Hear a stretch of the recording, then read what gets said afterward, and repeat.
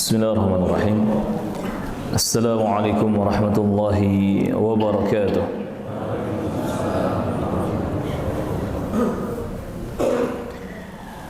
Alhamdulillah, alhamdulillahi rabbil alamin, ar-rahmanir rahim, maliki yaumiddin.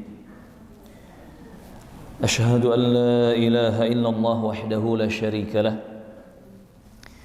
إقرارا به والتوحيدا وأشهد أن محمدا عبده ورسوله اللهم صل على محمد وعلى آل محمد كما صليت على إبراهيم وعلى آل إبراهيم إنك حميد مجيد اللهم بارك على محمد وعلى آل محمد كما باركت على إبراهيم وعلى آل إبراهيم innaka hamidum majid. Amma ba'd, kita memuji Allah subhanahu wa ta'ala dan bersyukur kepadanya atas limpahan nikmat yang begitu banyak yang tidak mungkin kita hitung satu persatu. Fabi ayyi ala'i rabbikuma tukadziban. Maka Allah subhanahu wa ta'ala mengingatkan jangan sampai ada nikmat dari Allah subhanahu wa ta'ala yang kita dustakan. Dan sering kita bahas, jamaah rahimakumullah, hakikat dari bersyukur kepada Allah subhanahu wa ta'ala adalah dengan kita menggunakan nikmat tersebut dalam rangka untuk semakin taat, semakin tunduk dan patuh, semakin dekat kepada Allah subhanahu wa ta'ala. Segala puji bagi Allah subhanahu wa ta'ala yang di subuh kali ini masih memberi kesempatan kepada kita semua untuk melanjutkan kehidupan dunia yang penuh dengan perjuangan ini. Segala puji bagi Allah subhanahu wa ta'ala yang masih memberi kesempatan untuk kita merasakan nikmatnya salat sunnat qabliyah subuh, yang kata Nabi Muhammad sallallahu alaihi wasallam, raka'atul fajri khairun minad dunya wa ma fiha. Dua rakaat salat sunnat qabliyah subuh itu jauh lebih baik daripada dunia dan seisinya. Bayangkan jamaah rahimakumullah, salat sunatnya saja, dua rakaat qabliyah subuhnya saja itu sudah lebih baik daripada dunia dan seisinya. Lalu bagaimana kiranya dengan salat subuh itu sendiri? Maka semoga Allah subhanahu wa ta'ala mengistiqomahkan kita di atas nikmat-nikmat seperti ini, mengistiqomahkan kita di atas kebenaran sampai kita berhak mendapatkan husnul khatimah dan jannah firdaus. Allahumma amin. Akhir yang kita bahas dari kitab Syarhus Sunnah milik al-Imam Al-Barbahari rahimahullahu ta'ala. Di poin ke-33 telah kita terangkan tentang adanya hukum rajam dalam Islam. Dan di sini secara umum kita diingatkan tentang hukuman-hukuman yang Allah subhanahu wa ta'ala terapkan, yang Allah subhanahu wa ta'ala aturkan di dalam syariat Islam yang mulia ini. Tidak hanya rajam, tetapi juga di sana banyak hukum-hukum Allah azza wa jalla berkaitan dengan tindak pelanggaran syariat. Rajam diberlakukan kepada seorang yang sudah pernah menikah namun kemudian dia melakukan perzinahan. Sama saja apakah dia masih memiliki pasangan atau mungkin sudah berpisah dengan pasangannya. Adapun jika seseorang melakukan perzinahan dan dia belum pernah menikah sama sekali, maka dia harus dicambuk dengan cambukan sebanyak 100 kali. Di sana pun ada hukum qisas, di mana darah dibayar darah, nyawa dibayar nyawa, dan seterusnya. Jadi ingat, qisas ini tidak hanya orang membunuh kemudian harus dibunuh lagi, tetapi walaupun tidak sampai pembunuhan, itu bisa berlaku qisas, yakni diberi balasan yang setimpal dengan perbuatan jahatnya menyakiti orang lain. Misalkan ada seseorang, dia memukul wajah seseorang 4 kali pukulan, maka berlaku qisas di situ, di mana dia dihukum dengan pukulan yang sama 4 kali pukulan juga.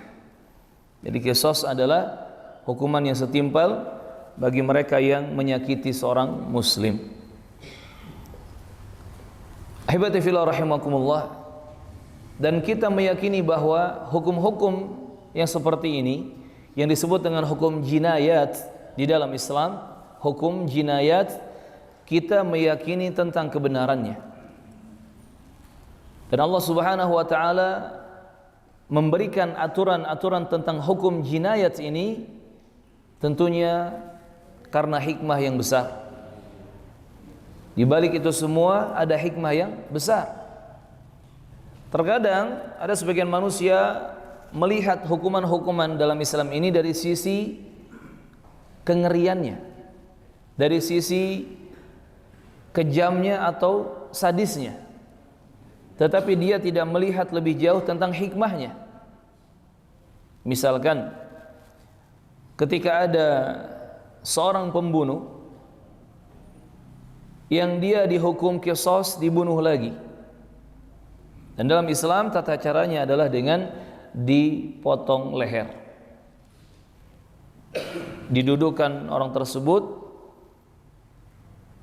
dalam keadaan dia diikat tangannya ke belakang, biasanya ditutup bagian kepala dan wajahnya dengan kain penutup. Dia dibiarkan untuk menunduk, dan tanpa diberitahu bahwa dia akan dipotong lehernya, tanpa diberitahu, tiba-tiba Algojo langsung memutus lehernya, ditebas dengan pedang yang sangat tajam, dari mulai tengkuk atau leher belakang sampai putus. Dan ini ternyata menurut ahli medis dan yang semisalnya merupakan cara terbaik dalam menghilangkan nyawa manusia. Berbeda dengan digantung, ditembak jantung, disuntik mati, disetrum, ditenggelamkan di air, dan seterusnya. Cara terbaik yang tidak menyakiti manusia untuk dihilangkan nyawanya adalah dengan diputus lehernya dengan pedang. Subhanallah, ini kesempurnaan Islam. Tapi orang mungkin melihat, wah kasihan, kepalanya diputus. Apalagi ketika melihat kepalanya lepas, kemudian darah memuncrat, ya, mengalir dan seterusnya. Yang dilihat dari sisi luarnya saja, kasihan dia, wah sadis amat, kejam amat. Tetapi dia tidak memperhatikan apa sebabnya, kenapa dia diberlakukan seperti itu. Lebih jauh lagi, dia tidak melihat apa hikmah di balik itu semua. Padahal kalau dipelajari sebabnya apa? Karena dia penjahat, dia menghilangkan nyawa yang tidak halal untuk dihilangkan, maka wajar dia dihukum seperti itu. Dan ternyata di balik itu ada hikmah besar. Yani ketika kaum muslimin, ketika orang-orang, ketika manusia melihat hukuman ini diberlakukan, maka mereka akan berpikir berulang kali jika harus menghilangkan nyawa seseorang. Manusia akan berpikir berkali-kali jika harus membunuh seseorang. Maka dalam Al-Quran disebutkan sesungguhnya dalam hukum qisas itu, yakni nyawa dibayar nyawa, pembunuh dibunuh lagi. Sungguh kata Allah Azza wa Jalla, di balik hukum qisas itu ada kehidupan bagi umat manusia. ada kehidupan bagi umat manusia. Ya, mungkin yang dihukum mati satu orang, tetapi yang melihat entah berapa juta orang, mereka mengambil ibrah dan pelajaran, sehingga mereka tidak sewenang-wenang terhadap darah dan nyawa manusia, sehingga mereka tidak berani untuk merampas apa yang menjadi hak manusia, terkhusus kaum muslimin, mulai dari darah, nyawa, harta benda, sampai pada kehormatan dan nama baik seseorang. Maka jika ada pihak-pihak yang mengaitkan kekerasan, terorisme, radikalisme dengan kaum muslimin, dengan orang-orang yang mengikuti tauhid dan mengikuti sunnah ajaran Nabi Muhammad sallallahu alaihi wasallam, maka orang tersebut dia telah menuduh kaum muslimin dan ahlu sunnah dengan tuduhan yang sangat keji. Dan kalau ada pihak yang mengait-ngaitkan terorisme, kekerasan dengan Islam, itu sangat tidak tepat. Justru Islam itu penuh dengan rahmat dan kasih sayang. Berarti dia belum membaca ayat wa ma arsalnaka illa rahmatan lil alamin. Kata Allah Azza wa Jalla, tidaklah kami mengutusmu wahai Muhammad sallallahu alaihi wasallam kecuali sebagai rahmat, kasih sayang, kebaikan dan berkah untuk alam semesta. Berarti mereka belum baca ayat ini. Apalagi dalam hadis Abu Hurairah misalkan, Nabi mengisahkan tentang ada seorang laki-laki yang dia ini kehausan, sangat haus. Kemudian dia mendapati sebuah sumur, turun ke bawah sumur itu dan mengambil air, meminumnya sampai hilang rasa hausnya. Ketika keluar dari sumur, ternyata sudah ada seekor anjing yang sedang menjulur-julurkan lidahnya, bahkan seperti menjilat-jilat tanah saking kehausan. Akhirnya orang ini kembali turun ke sumur dan mengisi khuf atau sepatu kulitnya dengan air dari sumur. Dia manjat ke atas, dia bawa khuf yang terisi air tersebut dan diberikan kepada anjing tersebut. Anjing itu diberi minum oleh dia. Kata Nabi apa? Fasyakarallahu lahu wa ghafara lah. Fasyakarallahu lahu wa ghafara lah. Singkat cerita, maka Allah Subhanahu wa taala bersyukur, berterima kasih, membalas kebaikan orang tersebut dan mengampuni dosa-dosanya.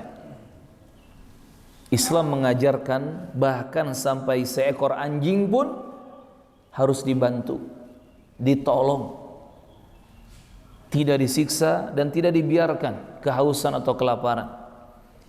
Bahkan Nabi pernah menceritakan ada seorang wanita yang diazab di dalam api neraka gara-gara seekor kucing, di mana wanita tersebut dia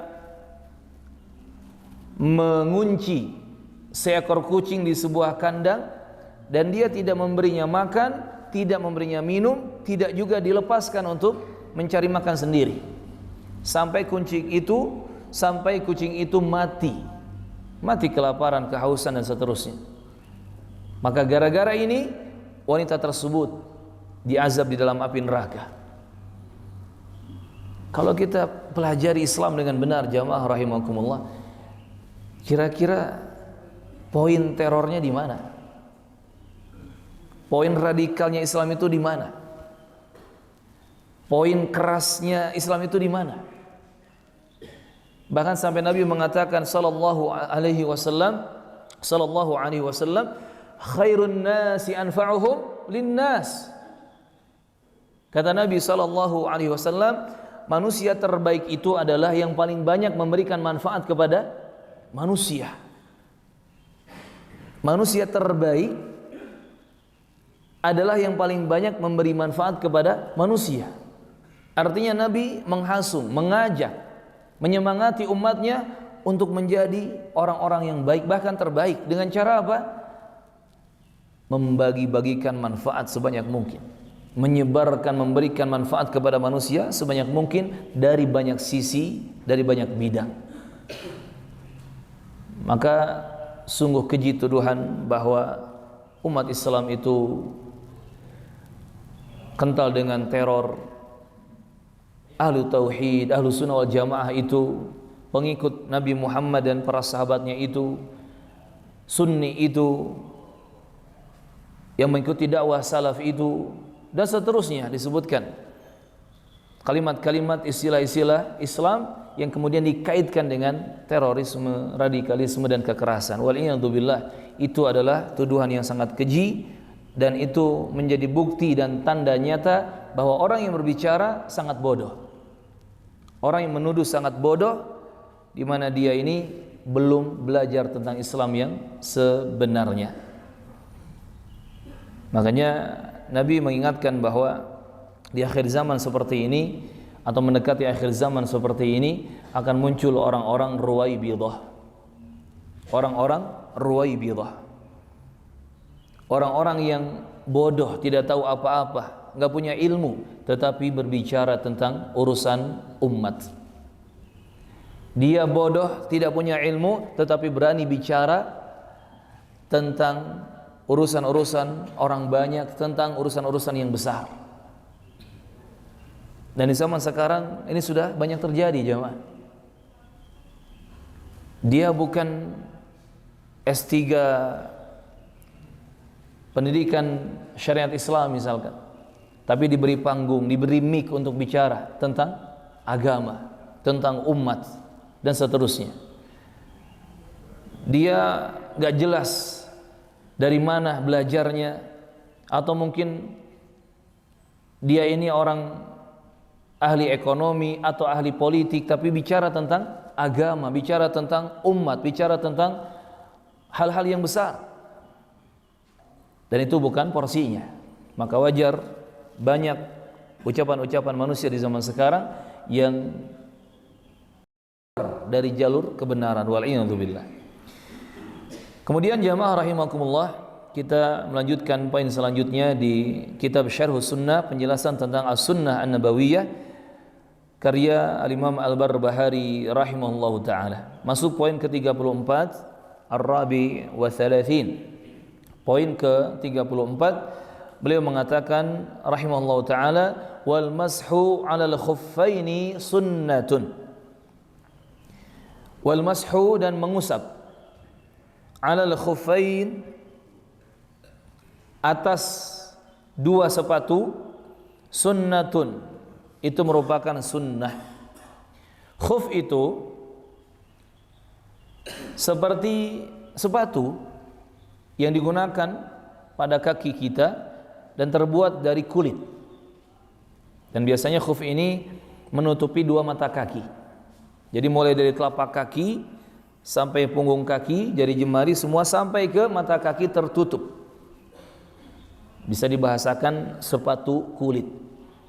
Tapi betul-betul kulit murni, semua terbuat dari kulit. Bagian telapak kakinya, punggung kaki atau punggung telapak kaki, kemudian sampai menutupi mata kaki, semua terbuat dari kulit.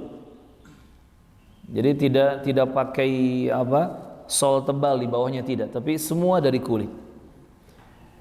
Nah, ini namanya khuf, sepatu kulit yang sampai menutupi mata kaki. Di sini dijelaskan al-mashu 'alal khuffain, mengusap dua khuf, dua sepatu kulit. Dan ini istilah hadis Nabi sallallahu alaihi wasallam, al-mashu 'alal khuffain. Kata Imam Al-Barbahari, rahimahullah, ini hukumnya sunnah. Ini sesuatu yang dianjurkan dalam Islam untuk dilakukan. Bagaimana ketentuannya? Kalau kita membuka kitab-kitab fikih para ulama, maka dijelaskan tentang al-mashu 'alal khuffain ini, mengusap dua sepatu kulit ini. Ketentuannya adalah berlaku bagi orang yang mukim, dia berada di kampung halamannya, tempat tinggalnya, itu berlaku 24 jam. 1 kali 24 jam, sehari semalam. Dan berlaku bagi musafir, orang yang sedang safar, bepergian, keluar dari kampung halamannya, itu 3 kali 24 jam, 3 hari 3 malam. Dan dilakukan mengusap dua sepatunya ini sebagai pengganti dari mencuci kaki ketika wudu. Jadi ini berkaitan dengan wudu dan bersuci ketika wudu. Jadi ketika nanti misalkan wudu seseorang itu dan dia sudah pakai sepatu atau khuf tadi, di sini bisa dikiaskan kalau zaman sekarang kaos kaki atau sepatu atau mungkin sepatu sandal dan yang semacamnya yang dipakai di kaki kita sama saja menutupi dua mata kaki ataupun tidak sampai menutupi, yang pasti dipakai di kaki kita dan mungkin agak susah kalau harus dibuka. Nah, ketika kita wudu seperti biasa, cuci dua tangan, berkumur-kumur, cuci wajah, kemudian tangan sampai sikut, mengusap kepala dan telinga satu kali. Nah, ketika akan mencuci bagian kaki, yang biasa kita cuci itu kaki dari telapak kaki, jari jemarinya, punggung, telapak kaki sampai mata kaki. Ketika itu kita tidak mencuci bagian kaki, karena kita tidak melepaskan sepatu kita. Tetap sepatu dipakai, tidak dilepaskan, dan kita ganti dengan mengusap bagian atasnya. Ini namanya al-mashu alal khuffain. Caranya mudah saja. Katakan ini sepatu atau bagian atas kaki kita, sepatu kita, khuf kita. Tangan kanan kita ketika sudah dibasahi oleh air, telapak tangan kanan kita, kemudian kita usapkan ke bagian atas sepatu kita tersebut. Jadi hanya simpel seperti itu. Kanan sekali, kiri sekali. Dari depan ke belakang. Enggak perlu kanan kirinya dilingkar belakang kanan kiri, enggak perlu. Cukup bagian atas depan ke belakang satu kali. Kanan sekali, kiri sekali. Itu sudah menggantikan posisi mencuci kaki ketika wudu. Ingat tadi ketentuannya, masa berlakunya untuk orang yang mukim 24 jam, 1 kali 24 jam. Untuk yang musafir 3 kali 24 jam, 3 hari 3 malam. Dengan syarat, kata para ulama fikih, dia boleh mengerjakan hal tersebut dengan syarat di awal atau sebelum dia mengenakan sepatu tersebut atau alas kaki yang lainnya, dia dalam keadaan suci, punya wudu. Ini poin penting ya. Jadi di awal dia pas mau pakai sepatunya tersebut atau kaos kakinya itu, dia sudah punya wudu, suci dia. Bukan orang yang batal wudunya. Karena kalau dia tidak punya wudu, misalkan sudah buang angin ya, atau buang air kecil, buang air besar, dia punya hadas, batal wudunya, batal kesuciannya, kemudian pakai kaos kaki atau sepatu atau khuf, maka nanti ketika wudu wajib untuk melepas alas kakinya.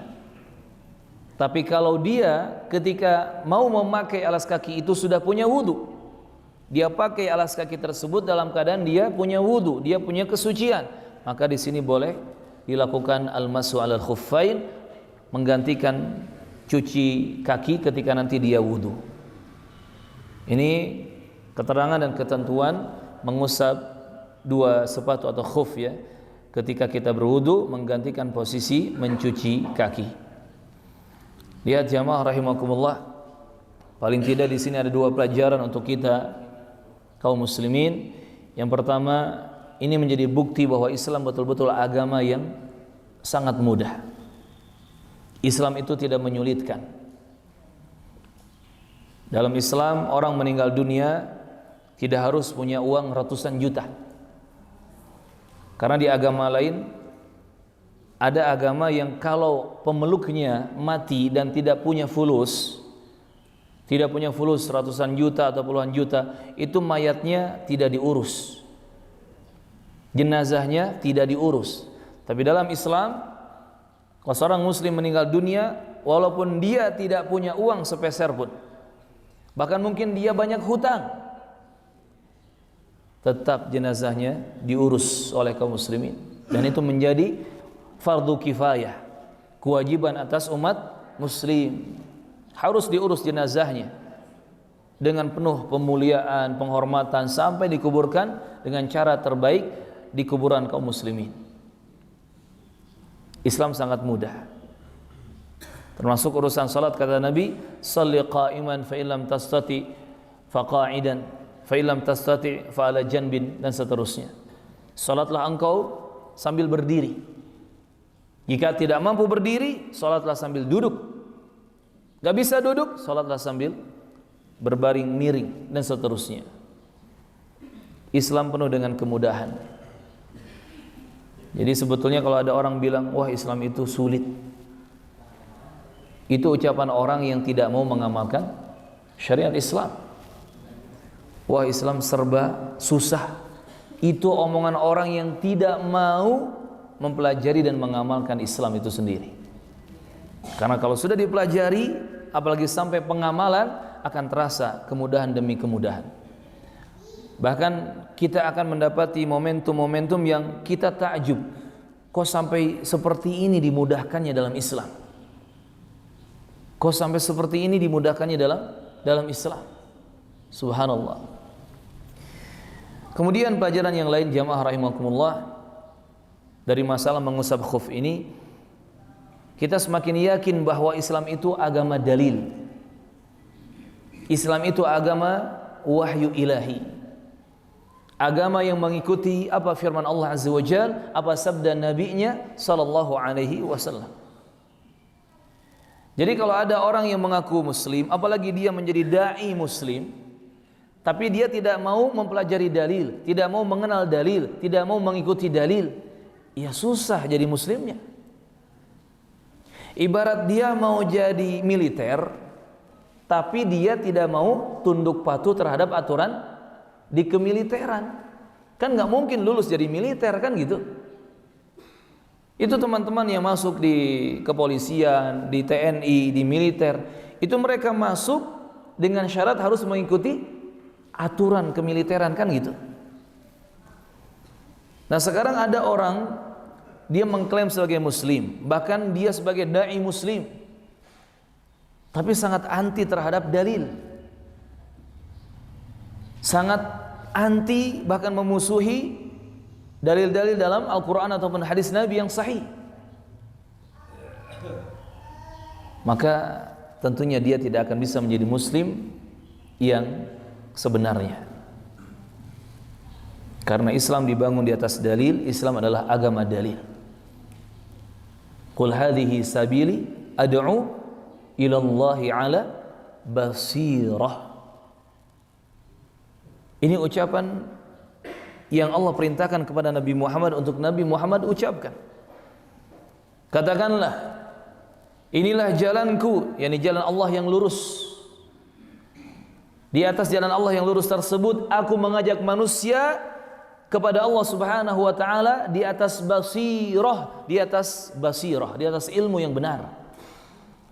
Sampai kata Imam Asy-Syafi'i, Muhammad bin Idris Asy-Syafi'i rahimahullah, basirah itu, ilmu yang benar itu adalah ma qala Allahu wa qala ar-rasulu wa qala as-sahabah.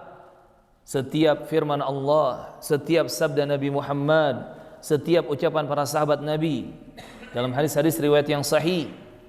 Wa ma siwa dzaka fa waswasus syaitan, dan selain tiga sumber ini, itu hanyalah bisikan-bisikan syaitan.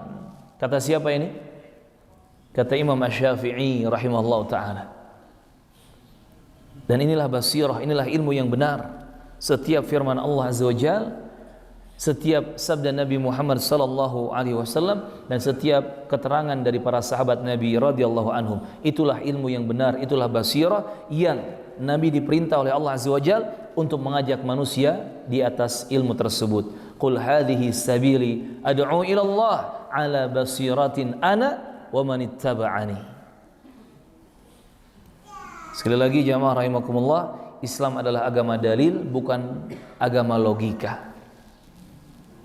Walaupun Islam itu secara mayoritas, secara umum tidak bertentangan dengan logika. Cuman masalahnya logika manusia itu yang terbatas. Logika manusia itu yang terbatas. Ingat, logika itu sama seperti pandangan mata. Otak kita itu sama seperti pendengaran kita, ada batas kemampuannya. Sehebat-hebatnya telinga kita, ada film menceritakan seorang tokoh fiksi di mana orang ini punya telinga yang pendengarannya sangat jauh. Siapa dia namanya? Ada yang tahu? Bukan Spiderman, bukan. Yang punya telinga yang bisa mendengar sangat jauh. Lupa saya namanya. Nah, katakanlah manusia ini ada, tetap sejauhnya dia mendengar itu punya batas. Tetap punya batas, apalagi manusia normal. Pendengaran kita punya batas kemampuan, penglihatan kita punya batas kemampuan. Otak dan logika pun sama, punya batas kemampuan. Dan ingat, syariat Islam tidak ada yang bertentangan dengan logika manusia. Cuman masalahnya logika manusia itu banyak keterbatasan. Maka yang paling selamat adalah kita sami'na wa ata'na, mendengar dan taat dengan firman Allah dan sabda Nabi Muhammad sallallahu alaihi wasallam. Sehingga yang namanya syariat Islam ini tidak harus melulu sesuai dengan selera hawa nafsu kita. Tidak harus selalu sesuai dengan selera logika atau keterbatasan logika kita, tidak. Sampai Imam Ali bin Abi Thalib radhiyallahu anhu, beliau membawa masalah fikih ini untuk memahamkan tentang konsep beragama Islam. Kata Ali bin Abi Thalib radhiyallahu anhu, andai Islam itu harus mengikuti logika manusia yang penuh keterbatasan, seharusnya ketika mengusap dua khuf, dua sepatu tadi, yang diusap itu bagian bawahnya, bukan bagian atasnya. Kenapa harus bawahnya? Karena bawahnya yang lebih kotor. Kan bagian bawah sepatu kita, khuf kita yang dipakai menginjak tanah, menginjak kotoran dan seterusnya. Tapi dalam Islam diperintahkan, diberi aturan kalau mengusap sepatu itu atau khuf itu yang diusap bagian atasnya. Ini kata Ali bin Abi Thalib radhiyallahu anhu, Islam itu bukan agama yang mengikuti logika manusia yang penuh keterbatasan. Tapi Islam adalah agama dalil, mengikuti apa kata Allah dan apa kata Rasulnya sallallahu alaihi wasallam. Jadi silakan jamaah rahimakumullah, fahami tentang konsep beragama Islam dengan benar. Islam adalah agama dalil, agama wahyu ilahi. Dan tadi secara ilmu fikih, kalau kita ada kesempatan untuk mengamalkan mengusap dua khuf ini, mengusap dua sepatu ini, lakukan. Apalagi Nabi menginformasikan bahwa Allah Azza wa Jalla itu sangat senang jika rukhsah, keringanan-keringanan untuk hambanya itu diamalkan. Jadi kalau kita mendapatkan rukhsah, keringanan dalam syariat, kemudian kita amalkan, itu Allah lebih mencintai kita, lebih suka kepada kita. Contoh misalkan, kita sedang ada udzur, tidak bisa sholat sambil berdiri. Rukhsahnya, keringanannya adalah sholat sambil duduk. Silakan sholat sambil duduk jika ada kebutuhan. Dan ketika kita mengamalkan rukhsah itu, Allah lebih cinta kepada kita daripada kita memaksakan diri berdiri ketika sholat yang mungkin nanti akan timbul madarat karenanya. Contoh lain misalkan ketika kita safar. Orang musafir itu kan tidak wajib puasa Ramadan. Dia boleh batal puasanya, boleh tidak puasa, yang penting di hari yang lain dia qadha, dia ganti. Maka dia ambil rukhsah tersebut. Dia safar di bulan Ramadan dan dia tidak puasa Ramadan. Sehingga dia lebih sehat, lebih fit, lebih bugar, apalagi safarnya puluhan jam misalkan. Nah, ketika dia ambil rukhsah keringanan saum, tidak puasa ketika safar, Allah lebih suka, Allah lebih cinta kepada hamba tersebut. Termasuk ini, kita misalkan sebelum berangkat kerja dari rumah, kita pakai kaos kaki, kita pakai sepatu itu dalam keadaan kita sudah punya wudu, sudah bersuci.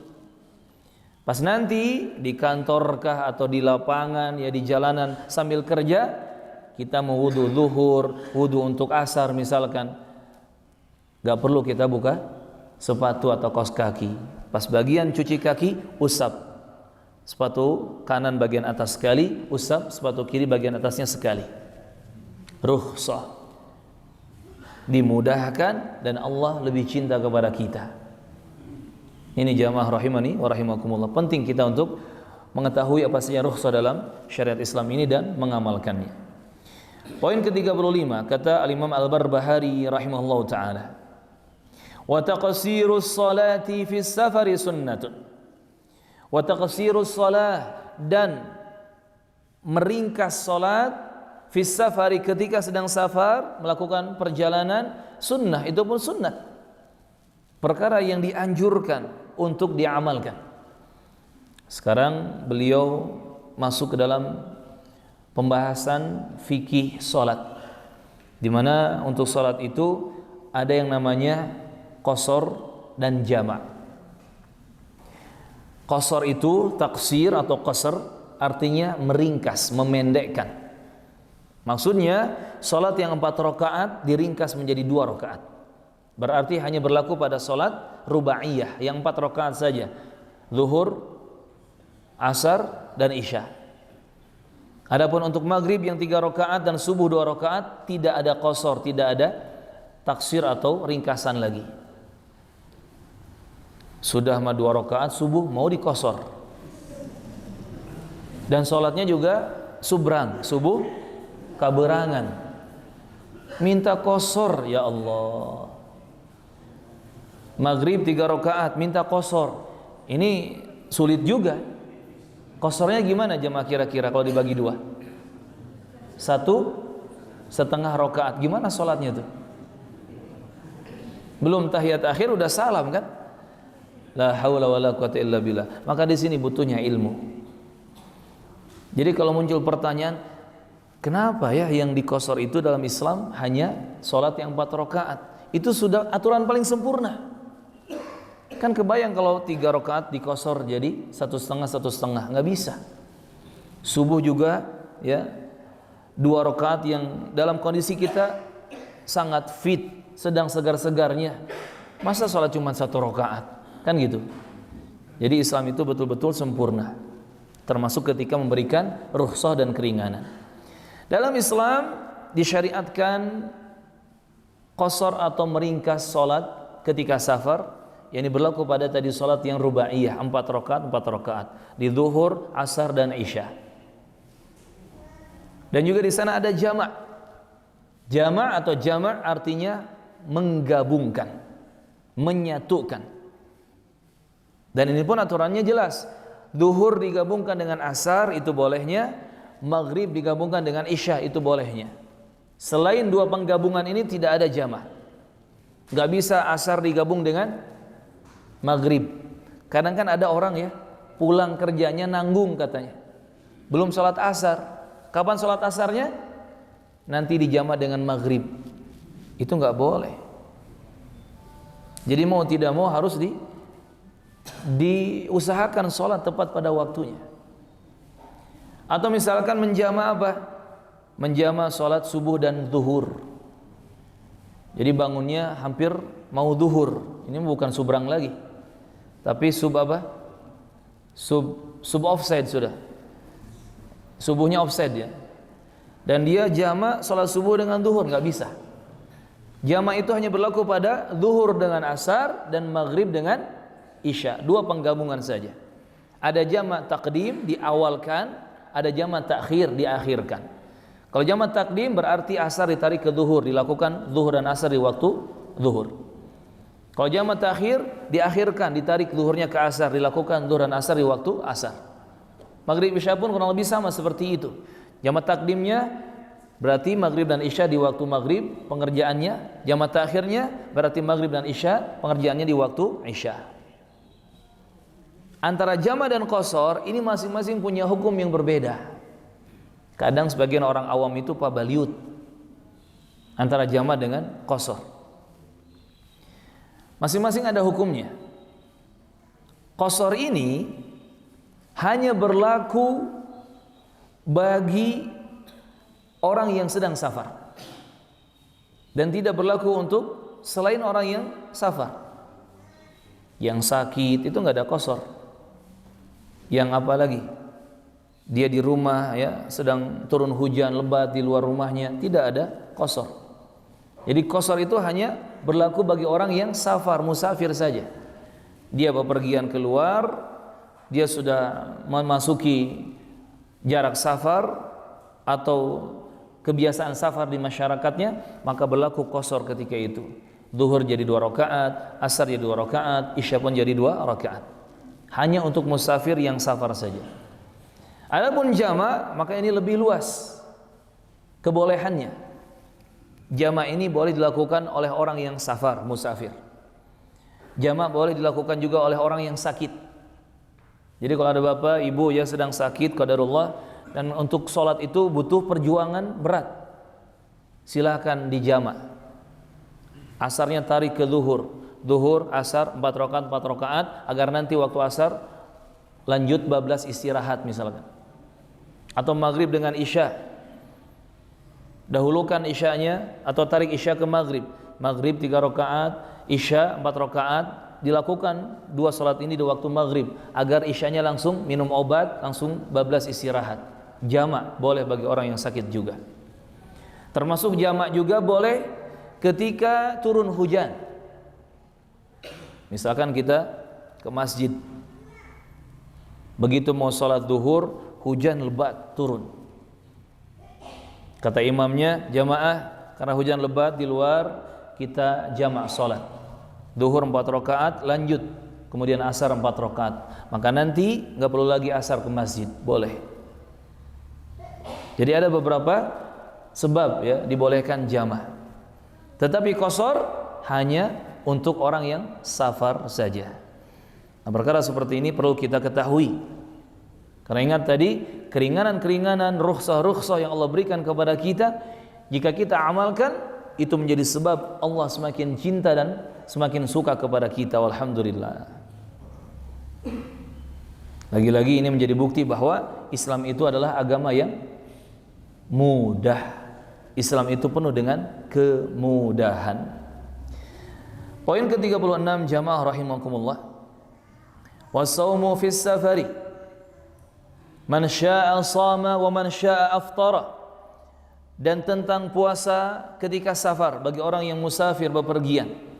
Man syaa'a shama, siapa yang berkehendak untuk puasa silakan puasa. Wa man syaa'a aftara, siapa yang mau untuk iftar berbuka tidak puasa maka silakan berbuka. Ini tadi sudah kita singgung ya masalah saum ini atau puasa ini. Dan memang bagi orang yang safar atau musafir tidak ada kewajiban puasa wajib ketika itu, termasuk Ramadan. Karena sedang safar maka dia diberi keringanan, rukhsah untuk tidak puasa. Tapi ingat dengan catatan, kalau itu puasanya puasa wajib seperti Ramadan, atau misalkan ada puasa kafarat, puasa nazar misalkan, puasa-puasa yang wajib, maka itu harus diqadha, diganti di hari-hari yang lain. Tapi ketika di saat safarnya itu dia tidak wajib untuk mengerjakan puasa. Ada keluasan, ada keleluasaan untuk dia tidak berpuasa di situ. Kemudian muncul pertanyaan mungkin, lalu yang afdal itu yang mana? Kalau seseorang safar, katakan di bulan Ramadan, ada kewajiban saum Ramadan, yang lebih afdal itu mana? Dia berpuasa atau tidak? Karena Syekh di sini atau Imam Al-Barbahari hanya menyebutkan man syaa'a shama wa man syaa'a aftar. Siapa yang mau saum silakan saum, silakan puasa. Siapa yang tidak mau berpuasa silakan berbuka atau iftar. Mana yang lebih afdal? Di sini ulama selisih pendapat. Ada yang mengatakan tetap puasa, ada yang mengatakan jangan puasa karena ada rukhsah dan seterusnya. Tetapi ringkasannya atau kesimpulannya, khulasahnya adalah disesuaikan dengan kebutuhan dan kemampuan. Karena kondisi seseorang itu, setiap orang itu berbeda-beda. Jika dia mampu dan memang butuh untuk terus berpuasa, maka lebih afdal dia berpuasa. Tetapi kalau dia tidak mampu dan butuh untuk tidak berpuasa, maka jangan berpuasa. Jadi afdaliyahnya yang lebih utamanya dikembalikan kepada kemampuan dan kebutuhan. Karena ada orang yang walaupun dia safar, dia jag-jag gua ringkas, tetap sehat bugar, tidak terlihat rasa haus sedikit pun, tidak ada lemas ya, tidak ada capek sedikit pun, dia sehat bugar. Maka afdalnya bagi dia tetap berpuasa walaupun safar. Tapi ada orang yang kalau safar justru wah dia kesulitan. Jadi keterangan Nabi, as-safaru qit'atun minal azab, safar itu potongan atau bagian dari azab, dari musibah, dari siksa, itu betul-betul dia rasakan ketika safar. Mun ningali hayam mah naon? Muyung atau nguyung? Muyung. Ada orang safar seperti ayam muyung. Dia naik bis sambil muyung gitu ya. Dia naik pesawat sambil muyung. Ada. Kenapa? Dia nggak kuat menahan dahaga, haus, lapar. Bahkan saya pernah mendapati ketika safar, ketika itu naik pesawat ke Saudi Arabia, di kondisi sedang Ramadan, ada yang memaksakan tetap puasa padahal dia tidak mampu. Itu betul-betul seperti hayam muyung, Pak. Bahkan hampir pingsan. Kita sampaikan, Bapak sedang safar, tidak ada kewajiban puasa ketika safar. Artinya boleh tidak puasa tapi nanti qadha. Tapi saya merasa apa kata dia, lebar macam orang dia mah. Sayang Pak Ustaz. Lihat jam, kan perjalanan itu 10 jam ya kurang lebih. 5 jam lagi Pak Ustaz, insya Allah kuat. 5 jam lagi katanya. Dia kuat, padahal sudah muyung jemaah. Anak kepikiran, ini kalau ayamnya udah harus disembelih nih. Daripada jadi bangkai nggak kemakan kan? Gitu kan? Ini kalau kambing muyung harus disembelih. Tapi kan ini orang gitu. Dikasih tahu nggak bisa, nggak nurut. Subhanallah. Dan pada akhirnya ketika tersisa waktu 1 jam lagi mau sampai itu, dia buka juga. Allahu Akbar. Tahu gitu mah dari tadi gitu kan. Bisa minta 2 porsi, 3 porsi ke pramugari ya. Inilah jemaah rahimakumullah. Jadi jangan memaksakan diri. Kalau kita tahu safar ini berat untuk kita butuh minum, butuh makan untuk tetap menjaga kesehatan fisik, untuk tetap menjaga nyawa kita, maka jangan paksakan puasa. Silakan berbuka. Islam itu mudah. Jadi kembali kepada kemampuan dan kebutuhan, maka di situ akan ada jawaban mana yang lebih utama. Barakallahu fikum. Selanjutnya, poin ke-37, wala ba'sa bis salati fis sarawili. Kata Imam Al-Barbahari rahimahullah ta'ala, wala ba'sa, dan tidak mengapa bis salati, mengerjakan salat fis sarawil, menggunakan sarawil. Sarawil jamak dari sirwal. Sirwal 1 celana, sarawil banyak celana, yakni celana panjang. Celana panjang seperti apa? Yang lumrah dipakai oleh laki-laki. Ini namanya sirwal atau sarawil. Celana panjang yang memiliki 2 lubang untuk 2 kaki. Dan itu panjang celananya. Ya, bahasa kitanya celana panjang. Bahasa Arabnya sarawil atau sirwal. Ada sebagian orang yang menganggap sholat itu tidak sah kalau memakai sirwal atau celana panjang. Dan ini, pemikiran seperti ini sudah muncul sejak zaman dulu, sejak zaman para ulama di zaman dahulu, termasuk di zaman Imam Al-Barbahari rahimahullah ta'ala. Dan sampai hari ini pemikiran seperti ini masih ada. Bahkan saya pun pernah ditegur ya. Jadi saya mau isi kajian di salah satu masjid. Kebetulan saya tidak pakai jubah seperti ini, tidak pakai sarung juga, tapi pakai baju kurta ya, yang sepinggang atau di bawah pinggang sedikit, dan pakai celana panjang. Dan tetap cingkrang ya, tidak menutupi mata kaki. Ketika beres sholat, dari belakang ada yang noel. Akhi, ya mungkin dia tidak kenal saya. Akhi, antum sholatnya nggak sah. Lah, kok bisa? Antum pakai celana panjang. Ana lihat dia, oh dia pakai sarung. Ana mau debat, waktunya nggak cukup. Ana mau kasih nasihat, takut gimana-gimana. Yaudah, jazakallah khairan kata ana. Jadi masih ada orang di zaman sekarang yang punya pemikiran kalau sholat pakai celana panjang nggak sah sholatnya. Harus pakai sarung, harus pakai jubah. Padahal kewajibannya bukan sarung, bukan jubah. Kewajibannya adalah menutup aurat, sitrul aurah, menutup aurat dengan baik dan benar. Nah sekarang masalah celana panjang ini kembali kepada kaidah ini. Apakah celana panjang atau sirwal yang kita gunakan oleh laki-laki ini menutupi aurat dengan sempurna atau tidak? Di situ permasalahannya. Kalau celana panjang itu bahannya tipis, menerawang aurat laki-laki itu, ya jelas nggak boleh. Kan ada tuh celana-celana tipis juga digunakan oleh laki-laki. Ada, ya, itu nggak boleh dipakai untuk sholat. Kalau misalkan celana panjang itu betul-betul sempit sekali, mirip celana apa?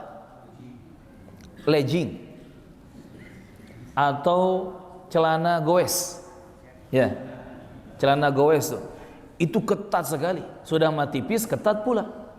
Boleh nggak dipakai sholat? Nggak boleh, karena membentuk lekuk tubuh, lekuk aurat, memperlihatkan lekuk tubuh atau lekuk auratnya. Kecuali pakai legging atau pakai celana goes, tutup pakai sarung, aman. Atau di luarnya tutup pakai jubah seperti ini, aman. Tapi kalau langsung legging, langsung celana goes yang super ketat itu tidak boleh. Tapi kalau celana panjang yang longgar ya, bahkan bahannya tebal sehingga aurat laki-lakinya itu udah tersamarkan, hilang, maka tidak jadi masalah. Makanya dalam berpenampilan juga kita harus mengilmui fikihnya. Kadang ya sebagian orang ada yang seperti itu. Hanya gara-gara pakai celana panjang, nggak pakai jubah, nggak pakai sarung, dianggap ahli bid'ah, dianggap ahli neraka, divonis macam-macam. Ini berlebihan dan ini bukan pada tempatnya. Barakallahu fiikum. Bahkan saya pernah menemui orang-orang semacam itu. Sampai kalaupun mereka olahraga, itu sarung nggak boleh lepas. Jadi main futsal pakai sarung, main bola pakai sarung, jogging lari pakai sarung, naik sepeda pakai sarung. Wah ini berlebihan ya. Bahkan bisa disebut dolim, menempatkan sesuatu bukan pada tempatnya. Termasuk hati-hati lomba Agustusan pakai sarung, lomba Agustusan pakai sarung. Kadang ada yang seperti itu ya. Jadi jangan berlebihan. Dan Nabi sudah mengatakan halakal mutanatti'un, binasalah orang yang berlebih-lebihan. 3 kali Nabi mengucapkan kalimat ini. Halakal mutanatti'un, halakal mutanatti'un. Binasa orang yang berlebih-lebihan, binasa orang yang berlebih-lebihan. yakni yang tidak mengikuti aturan syariat yang seharusnya. Jadi intinya tidak mengapa salat memakai sirwal atau celana panjang, yang penting bahannya tebal ya, tidak memperlihatkan aurat laki-laki, dan tadi longgar ya, tidak super ketat, tidak membentuk lekuk aurat dari laki-laki tersebut. Dan ingat, aurat laki-laki itu walaupun terjadi selisih pendapat di kalangan para ulama fikih, pendapat yang benar adalah antara pusar dan lutut. Antara pusar dan lutut. Itu pendapat yang lebih kuat. Bukan dari pusar sampai lutut, bukan, tetapi antara pusar dan lutut, yakni qubul dan dubur. Itu aurat laki-laki, bagian depan dan belakang, qubul dan dubur. Jadi paha itu sebetulnya bukan aurat. Tapi kenapa Ustaz paha harus ditutup sampai ke lutut? Untuk khawarim muru'ah, menjaga wibawa dan kehormatan kita sebagai laki-laki muslim. Coba jemaah bayangkan kalau saya isi kajian, jangan dulu ketawa, ini kita belum membayangkan. Kok sudah ketawa? Kalau saya isi kajian pakai celana bola yang sepaha, Kira-kira apa pandangan jamaah? Ini si ustadz zalim ini, kan gitu. Pakai celana bukan pada tempatnya, kan gitu. Walaupun paha menurut pendapat yang kuat itu bukan aurat. Tapi kan kalau saya pakai celana sepaha, muruah saya hilang, wibawa saya hilang, kan seperti itu. Kita misalkan ke rumah Pak RT atau Pak RW, beda pandangan kita ketika melihat Pak RT, Pak RW pakai sarung sampai ke betis ya tertutup, dengan Pak RT, Pak RW pas keluar dari rumahnya buka pintu pakai kolor sepaha. Kan beda pandangan kita, beda wibawanya. Nanti ada pembahasan khawarim muru'ah, menjaga muru'ah wibawa kita sebagai laki-laki muslim. Walaupun kewajiban dalam salat itu menutup aurat besar, maksudnya tadi antara pusar dan lutut, dan menutup dua pundak. Sisanya kenapa ikut tertutup dari leher ya sampai badan kita tertutup, sampai di bawah lutut kita tertutup, sebagai bentuk tadi khawarim muru'ah, menjaga kewibawaan. Barakallahu fikum. Makanya nanti kalau kita lihat di masa ihram baik umrah ataupun haji, kan laki-laki muhrim itu, laki-laki yang sedang ihram itu namanya muhrim. Ingat, muhrim itu laki-laki ihram. Kalau suami istri namanya mahram ya, beda istilah.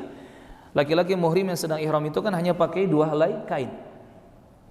Izar di pinggang sampai ke bawah, sampai ke betis, itu namanya izar atau sarung, dan kain rida, selendang, menutupi dua pundak dan ke bawah.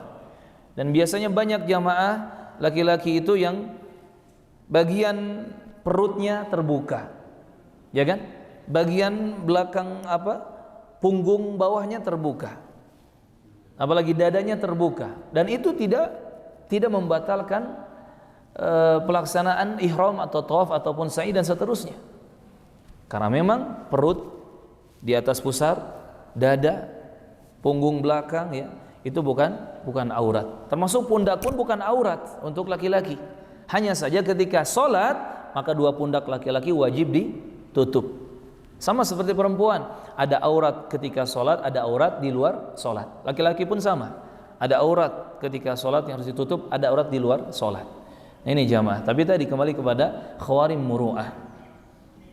Kita diberi aturan memakai pakaian yang sempurna agar kita menjaga kewibawaan. Barakallahu fikum.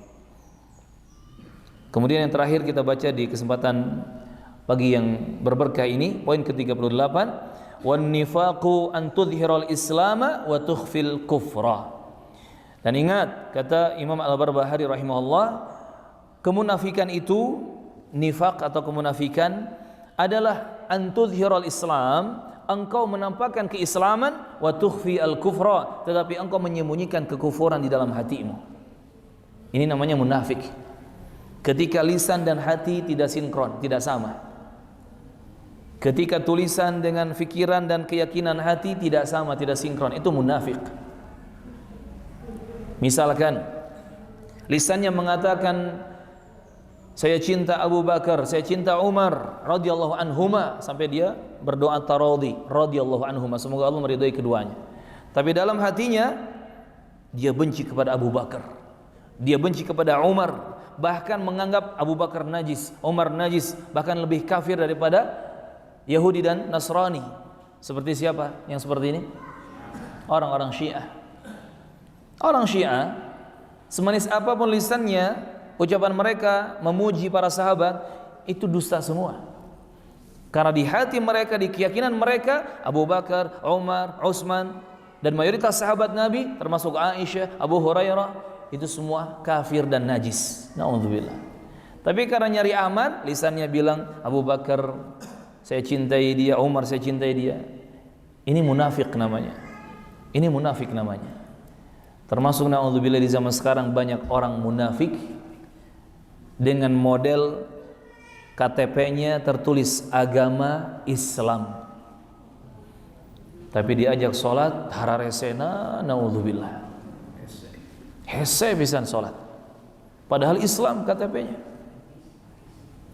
Diajak puasa Ramadan susah, Diajak kurban susah, padahal motornya banyak, mobilnya banyak. Diajak bangun masjid. Nah, insyaallah Masjid Al-Fitrah ini akan melakukan renovasi atau pembangunan tambahan. Nah, nanti iman kita diuji nih jamaah. Tolong nanti dicek satu-satu Pak ya. Yang punya rumah bagus, yang punya mobil bagus, motor bagus, yang punya gaji bagus, nanti pas ada panitia DKM Al-Fitrah ngasih informasi, ngajuin proposal, nah kira-kira seperti apa bantuan atau sedekah atau wakafnya untuk Masjid Al-Fitrah ini. Coba dia beriman atau munafik? Karena banyak orang di zaman sekarang Islamnya hanya di KTP saja, KTP Islam, tapi giliran diajak berkorban untuk Islam, oh sebentar saya pertimbangkan dulu, oh sebentar saya cek dulu, padahal nyari alasan. La haula wala quwata illa billah. Di zaman sekarang sangat sulit kita menemui orang-orang beriman seperti para sahabat radhiyallahu anhum. Ingat ketika Abdurrahman bin Auf dipersaudarakan dengan seorang Ansor, seorang sahabat Madinah. Kebetulan yang dipersaudarakannya ini oleh Nabi adalah orang yang tajir, orang yang kaya. Dia punya banyak harta benda, punya bisnisnya yang berhasil, bahkan punya istri lebih dari satu. Kata sahabat Ansor ini, aku akan bagi 2 milikku untukmu. Silakan ambil setengah harta bendaku, setengahnya 50%. Silakan ambil 50% atau setengah perdaganganku. Dan silakan engkau lihat dari istri-istriku yang ada, mana yang engkau sukai, aku akan menceraikannya, dan nanti masa iddah selesai, kamu nikahi dia. Orang Balai Endah Pak, kalau ditawarin seperti ini, sujud syukur. Sujud syukur. Langsung ditanyakan, deal, langsung salaman kan gitu. Cuman masalahnya nggak ada yang nawarin kan gitu. Tapi Abdurrahman bin Auf radhiyallahu anhu dia menolak dengan lembut, dengan sopan. Tidak, saya tidak membutuhkan itu. Barakallahu laka wa baraka alaik. Semoga Allah azza wajalla memberkahimu, terus menjagamu di atas keberkahan untukmu, wa fi malik wa ahlik, untuk harta bedamu, untuk keluargamu, didoakan keberkahan. Dullani ala suq, cukup engkau beritahu aku kemana jalan menuju pasar di Madinah ini. Hanya minta dikasih tahu jalan, rute jalan ke pasar di Madinah kemana.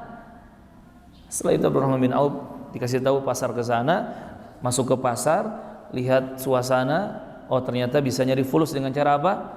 Jual jasa. Jadi kuli angkut ya, dapat fulus sedikit demi sedikit, dikumpulkan, dibelikan barang, akhirnya jadikan modal untuk dagang, terus berkembang sampai menjadi pedagang yang sukses. Subhanallah, ini Abdurrahman bin Auf. Jadi untuk usaha, untuk dagang, jualan tidak harus punya modal, tetapi harus ada niat dan tekad. Itu yang paling penting. Karena banyak orang punya modal tetapi niatnya nggak ada, ilmunya nggak ada, keberaniannya nggak ada, itu usaha nggak jalan-jalan kan gitu. Subhanallah. Nah kita butuh sosok-sosok seperti sahabat Ansor tadi. Ketika misalkan nanti didatangi oleh DKM Al-Fitrah, proposal renovasi atau pembangunan Masjid Al-Fitrah, kemudian dia bilang ke pihak panitia atau DKM, kebetulan saya ini ada harta tersimpan 5 miliar, yuk kita bagi 50-50. Masya Allah, sudah satu proposal selesai kan gitu. 2,5 miliar untuk pegangan dia, 2,5 miliarnya untuk Masjid Al-Fitrah. Selesai. Masya Allah, tabarakallah. Yang andai pun tidak sampai 5 miliar lah katakan. Bapak ini punya 10 juta, bapak itu punya 15 juta, bapak itu punya 1 juta. Coba dibagi 2 saja. Setengah untuk pegangan di rumah bersama keluarga, setengahnya diwakafkan untuk bangun masjid. Yang kata Rasulullah, man bana masjidan lillah walau ka mafhasi qutatin banallahu lahu baitan fil jannah. Siapa yang membangun masjid lillah, ikhlas karena Allah Azza wa Jalla, walaupun hanya sebesar tempat burung bertelur. Silakan buka dalam kamus-kamus bahasa Arab arti mafhas qutah. Itu diartikan oleh para ulama sarang atau apa? Sarang tempat untuk burung bertelur. Burung pipit ya, burung yang kecil-kecil. Tetapi dia bangun masjid walaupun sebesar itu ikhlas lillahi karena Allah Azza wa Jalla. Janji Rasulullah apa? Sallallahu alaihi wasallam, Allah akan bangunkan untuknya rumah di dalam surga.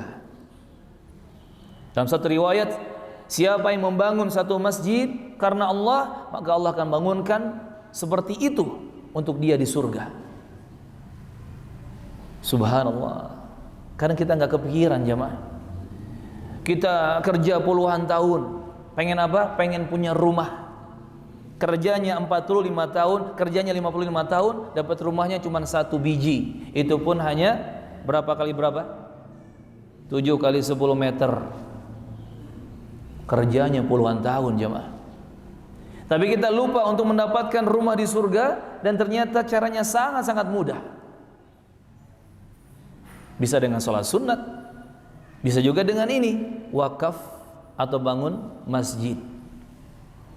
Dan tidak harus satu bangunan masjid full, tidak harus 5 miliar, tidak harus. Kita mempunyai 1 sak semen, sumbangkan wakaf masjid. Kita mempunyai hanya 1 truk pasir, silakan sumbangkan, bangun masjid.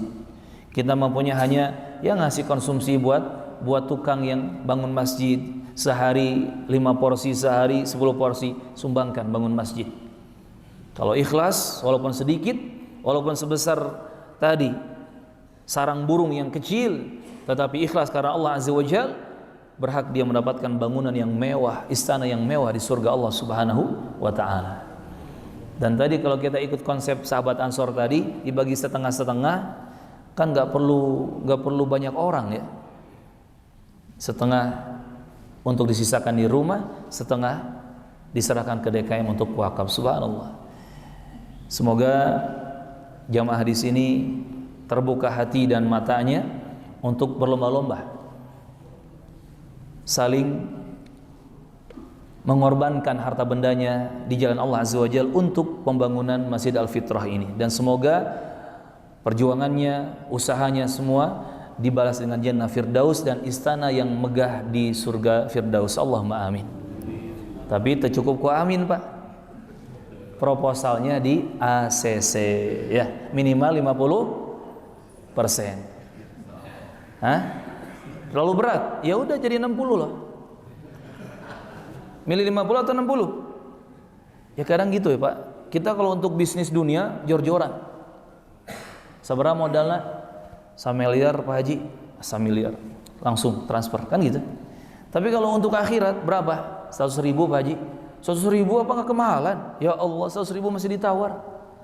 50 ribu aja lah. La haula wala quwwata illa billah. Iman kita diuji di sini jamaah. Iman kita diuji. Semoga Allah mudahkan ya perjuangan kita bersama-sama menuju jannah firdaus. Ini yang bisa disampaikan. Mohon maaf jika ada salah dan kurang dan tidak ada pertanyaan, karena saya harus segera lanjut ya. Kebetulan saya sedang ada acara Bandung Muslim Camp. Jadi di alam tetap mengaji. Kebetulan ini BMC atau Bandung Muslim Camp yang ketiga. Kita ambil di Kebun Kina, perkebunan Bukit Unggul, dari ujung Burung itu terus ke atas sampai mau masuk ke Maribaya Lembang.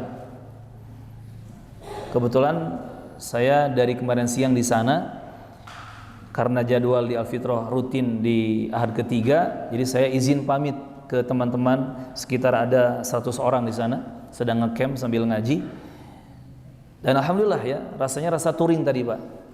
Jadi sebelum subuh saya ke sini kebetulan pakai motor ya, dan sekarang saya balik lagi ke Bukit Unggul insyaallah taala. Jadi mohon maaf tidak ada pertanyaan. Sampai di sini perjumpaan kita. Semoga Allah Azza wa Jalla mengistiqomahkan kita atas kebenaran menjaga kita semua di atas kebaikan dan keberkahan. Semoga Allah Azza wa Jalla mengampuni dosa-dosa kita. Allahumma rabbana atina fid dunya hasanah wa fil akhirati hasanah wa qina adzabannar. Sampai di sini perjumpaan kita. Subhanakallahumma wa bihamdik asyhadu an la ilaha illa anta astaghfiruka wa atubu ilaik. Assalamualaikum warahmatullahi wabarakatuh.